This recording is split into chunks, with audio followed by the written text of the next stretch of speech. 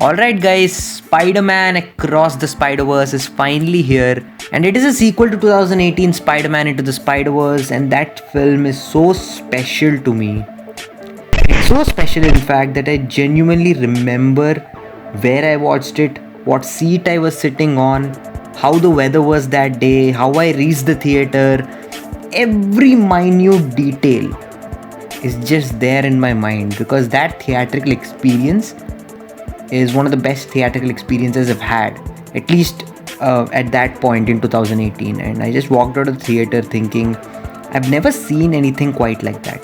And of course, that was the case because Spider-Man Into the Spider-Verse, quite frankly, revolutionized animation. It revolutionized the way we look at animation because it did something. It blended styles and it brought in that comic book feeling in a way that literally no other film at that point had done. And from that point on, multiple other films have absorbed that style. Even when we look at the recent Puss in Boots film, The Last Wish, it adapted that style of animation beautifully. So I think that is something that definitely had a huge impact on the way animated films are made. And it will always forever in my heart remain to be one of the best superhero films, one of the best animated films. In fact, it is one of my favorite films of all time. So naturally, when a sequel to such a film, which is so special to me, is made, I obviously have extremely high expectations. I was going into the theater with all these positive feelings, but there was a little hesitance from my side. How are they going to top themselves? And the first 5 minutes completely erased that doubt from my mind. Across the Spider-Verse is a genuine masterpiece. And I'm not exaggerating on that. It is a genuine masterpiece. It is a film that I've never seen anything quite like it before. It is a film that genuinely is a landmark in cinema. And none of this is being exaggerated. Whatever I'm saying it in the truest sense. Because the kind of animation that you get to see on screen has never been done before. If you thought Spider-Verse was the pinnacle of animation, guys, just wait till you watch this.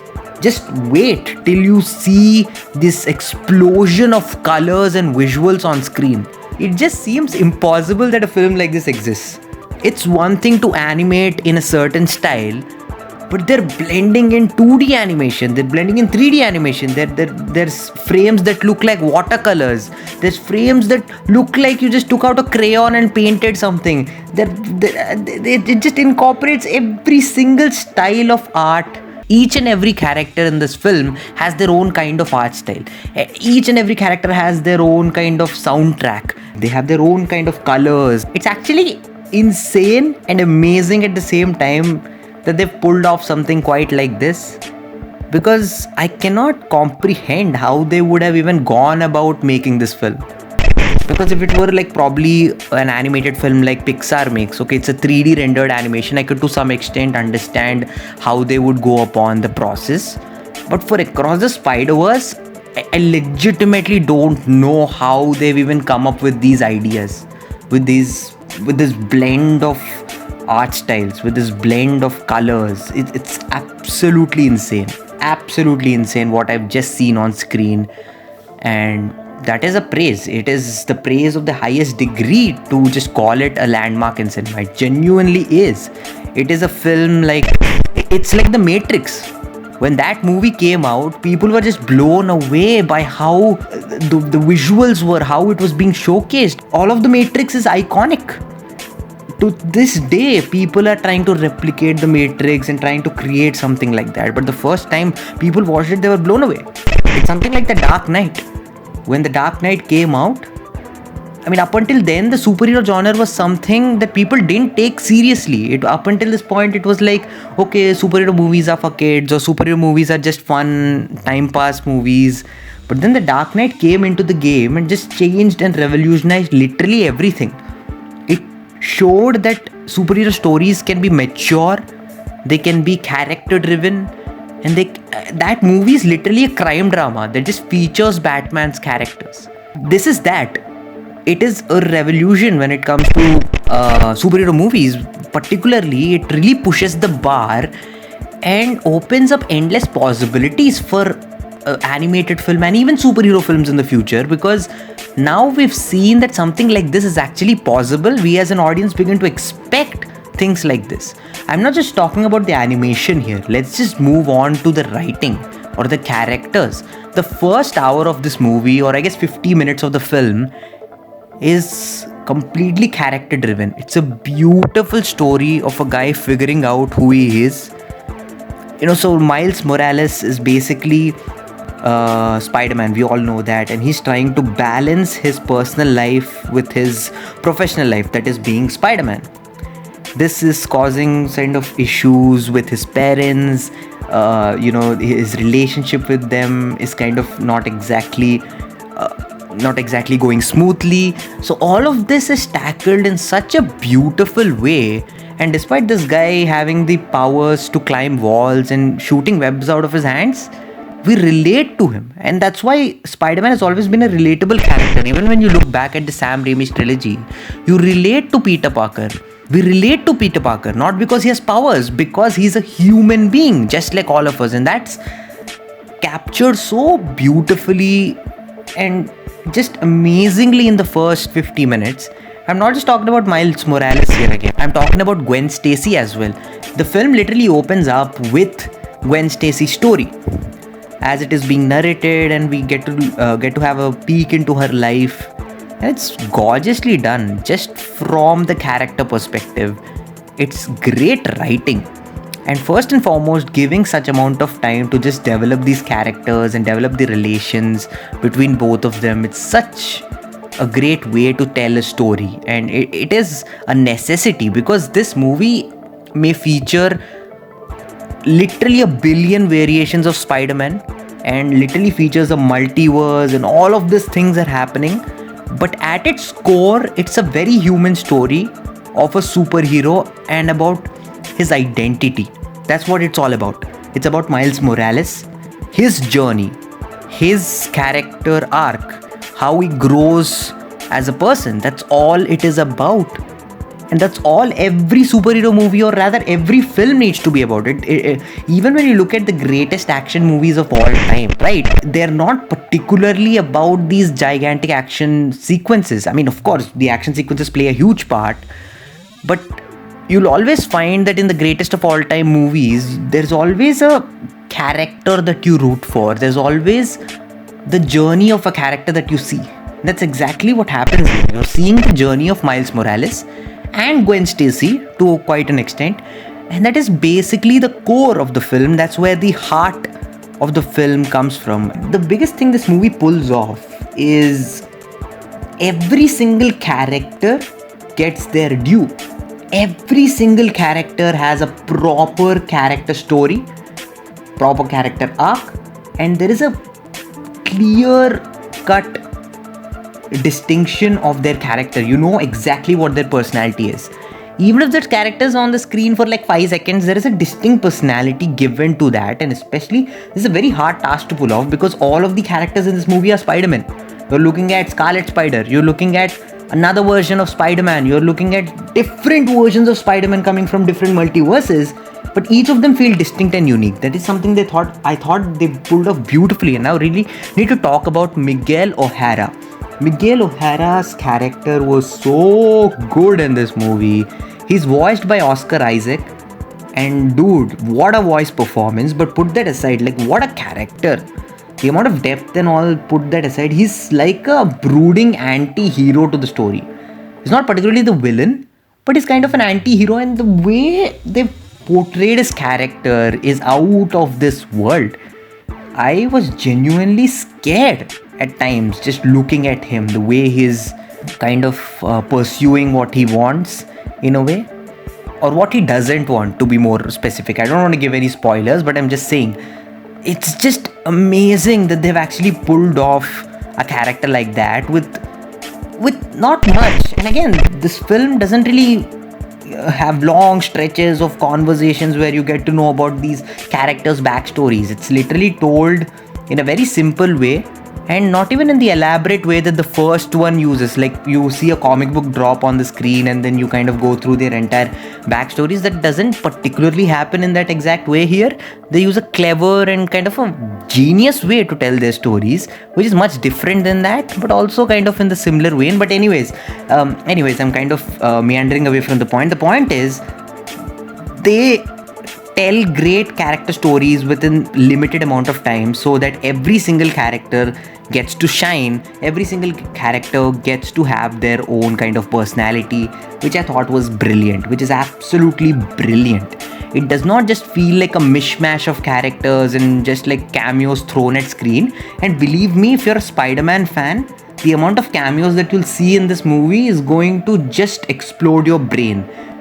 There are just hundreds of cameos all across, and it's absolutely great sitting in the theater as a Spider-Man fan, just watching these cameos. And I just felt like a kid.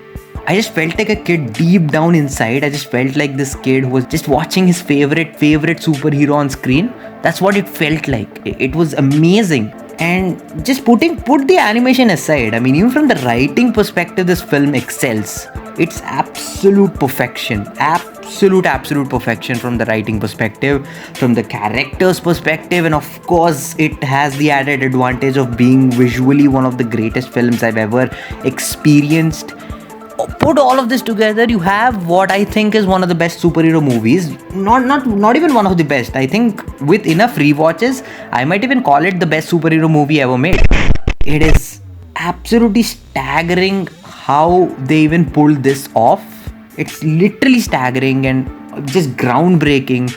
The voice casting is great. Shamik Moore, Haley Steinfeld, Andy Samberg is great. As I've already mentioned, Oscar Isaac is fantastic. All of these actors bring in such great voices to the story. And yes, I also want to talk about this villain called the Spot.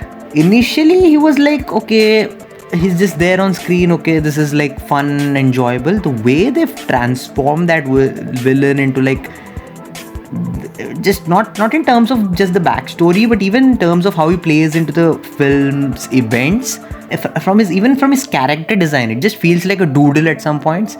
And it's great. Like, I genuinely didn't think a character like that could have been done in a way that's actually been done in the film right now. Also, shout out to Pavitra Prabhakar, who's the Indian Spider-Man. I mean, being an Indian myself, I just could not contain myself. It was amazing to just watch such a fun character, such a great character, and the way they've crafted the city of Mumbai, which is of course a combination of Mumbai and Manhattan. Whatever they did there was a lot of fun. All of the jokes in that worked. Talking about jokes, this movie is extremely funny, extremely hilarious. Though the central conflict or the central story is not particularly very humorous, it's a very dark film at times, and it goes to those dark places.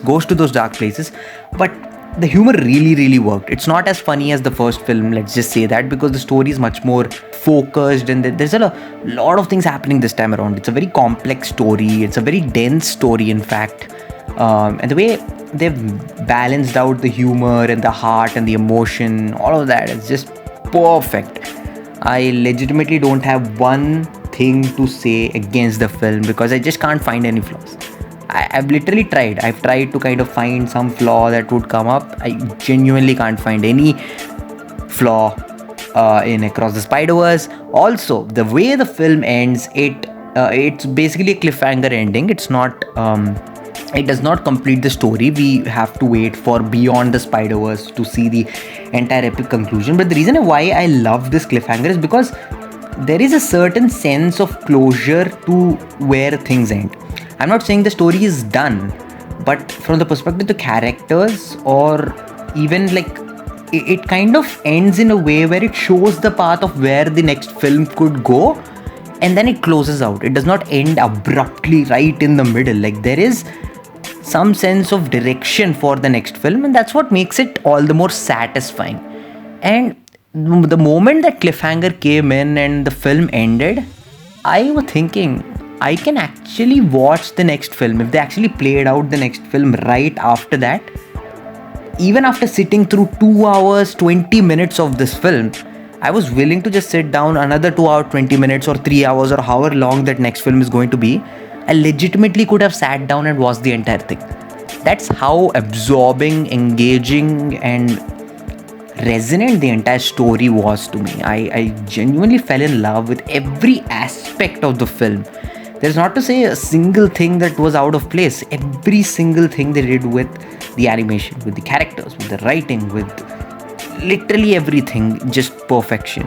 Please watch it on the biggest screen you can, because I'm telling you, this is an experience. It's made for the big screen.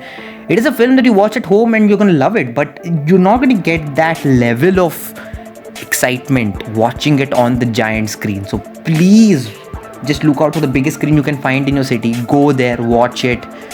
Take your friends, take your Spider-Man fans, all of them, and enjoy a cinematic experience that's just one of its kind. It's once in a lifetime kind of a film that you really need to watch in the theaters. Really need to do. The last time I felt like this was walking out of Top Gun Maverick last year. That movie is so, just gave me this high feeling, this feeling of having watched something so special. That's exactly the feeling I'm feeling now. It's just so special. It's absolutely an all-timer of a film. It's one of the best of all time. Like, I genuinely don't think there's a flaw. It's just so perfectly crafted. Alright, if I just keep talking, I'm gonna keep praising the film all over again. I'll just stop right here. And let's just go to the rating. I'm going to give Spider-Man Across the Spider-Verse, of course, a 5 out of 5. So guys, there you go. That was me rambling and raving about Spider-Man Across the Spider-Verse. If you couldn't tell, I love the film. So please let me know your thoughts. Let me know what you guys thought about Across the Spider-Verse. Tell me all of your thoughts and comments. What did you think about those crazy cameos that we got? Some were so unexpected. Like literally, I didn't even expect those things to actually come in. I really want to talk about them, but I want to keep this completely spoiler free. So just please tell me what you thought about those crazy cameos. Thanks a lot for tuning in. Thank you very much for tuning into these videos. Please give it a like. It really helps. And consider subscribing to the channel. Thank you once again for watching. Keep enjoying movies, and I'll see you again.